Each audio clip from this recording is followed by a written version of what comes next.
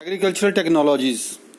While the prevalence of agriculture is indicated by finds of grain, it is more difficult to reconstruct actual agricultural practices. Grain के मिलने से या अनाज के मिलने से ये बात स्पष्ट हो जाती है कि खेती होती थी, लेकिन खेती करने की पद्धति क्या थी, क्या प्रैक्टिसेस थी, क्या तौर तरीके थे, इसको रिकंस्ट्रक्ट करना या इसके बारे में स्पष्टता हासिल करना थोड़ा कठिन कार्य है. Were seeds broadcast and scattered on ploughed lands, क्या खेती किए हुए या हल जोते हुए खेत के ऊपर बीज को फेंककर स्कैटर किया जाता था और उसे फरोज में डाला जाता था या लाइन से, किस प्रकार से सीडिंग होती थी, यह स्पष्ट नहीं है. Representations on seals and terracotta sculpture indicate that bull was known. Seals के ऊपर बुल की आकृति उकेरी गई है और उसके अलावा टेराकोटा स्कल्पचर, ये पिक्चर है यहाँ पर बुल की, ये इंडिकेट करता है कि हड़प्पन सभ्यता के लोगों को बुल के बारे में ज्ञान था. इसके अलावा terracotta models of plough have been found at sites in Cholistan and Banawali in Haryana. Terracotta से बने हुए हल प्लाव के मॉडल मिले हैं चोलिस्तान में और कालीबंगन में राजस्थान में. एक बात स्पष्ट हो जाती है कि टेराकोटा का बना हुआ बुल है, टेराकोटा के बने हुए एग्रीकल्चरल इम्प्लीमेंट प्लाव है, हल है जिससे जुताई होती है. तो निश्चित ही वहां के लोगों को एग्रीकल्चर आता था और वो एग्रीकल्चर करते थे. एक और जो प्रमाण मिला है वो ये है, एक प्रूफ जो मिली है कि कालीबंगन में प्लाउड फील्ड मिली है, और प्लाउड फील्ड का मतलब है कि हल से जोता हुआ खेत मिला है. और वो जो खेत है वो नॉर्मल खेत नहीं है, उसमें थोड़ी सी एक अलग कैरेक्टरिस्टिक है. वो ये है कि वहाँ 2 sets of furrows at right angles to each other have been found. वो खेत ऐसा है जिसमें 2 सेट्स ऑफ फरोज हैं. फरो वो होता है जब हल चलता है तो जो एक गहरी सी एक लाइन बन जाती है जिसमें आप सीड डालते हैं, उसे फरो या लोकल लैंग्वेज यूपी में खूड़ उसको जो है किसान बोलते हैं, जिसमें की सीडिंग होती है.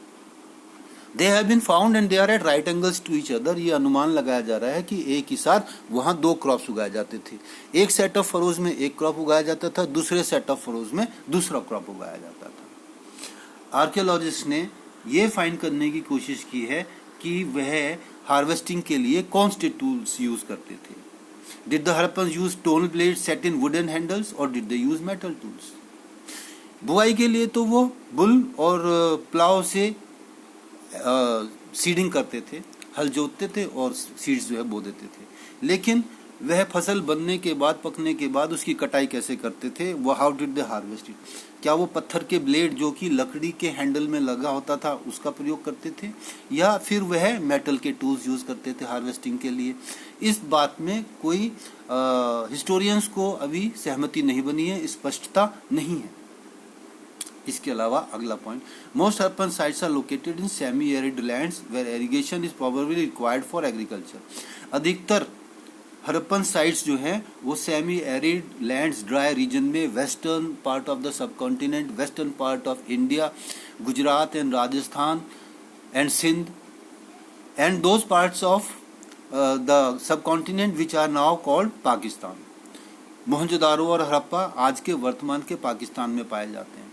तो इंडस वैली या हड़प्पन सभ्यता भारत के पश्चिमी क्षेत्र में थी और वहाँ एग्रीकल्चर होता था. वो ड्राई रीजन था, तो निश्चित ही इरिगेशन की अधिक आवश्यकता रहती होगी.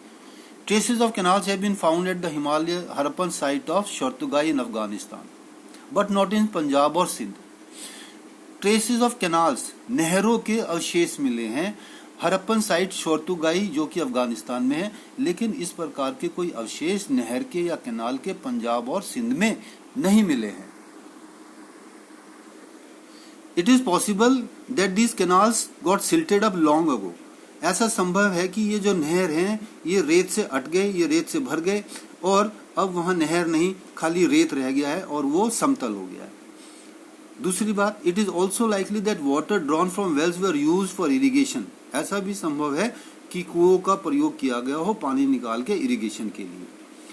Besides, water reservoirs found in Dholavira may have been used to store water for agriculture. Dholavira में एक वाटर रिजर्वायर, वाटर का टैंक मिला है, जिससे ये लगता है कि शायद संभवतः उसमें पानी भर के रखा जाता था इरिगेशन के लिए. सो कैनाल्स होते थे, कुएं से पानी लिया जाता था और पानी स्टोर किया जाता था टैंक्स या रिजर्वायर्स में, जैसा कि धोलावीरा में किया जाता था। हमारे पास एक धोलावीरा का टैंक का चित्र है। So here we have the reservoir at Dholavira. This is the image of the reservoir that has been constructed at Dholavira. और ये जो टैंक बना हुआ है, ये जो रिजर्वायर बना हुआ है धोलावीरा में, ये एक बेहतरीन क्वालिटी का है। ये बहुत अच्छी कंडीशन में मिला है और इसमें जो मेसनरी है, जो इसमें चिनाई की गई है, जो इसका निर्माण किया गया है, वह बहुत अव्वल दर्जे का है। और इसमें ये एक हिंट दिया हुआ है, नोट द मेसनरी वर्क, कि इसमें बहुत व्यवस्थित तौर पे एक प्लान तरीके से ये टैंक बनाया गया है।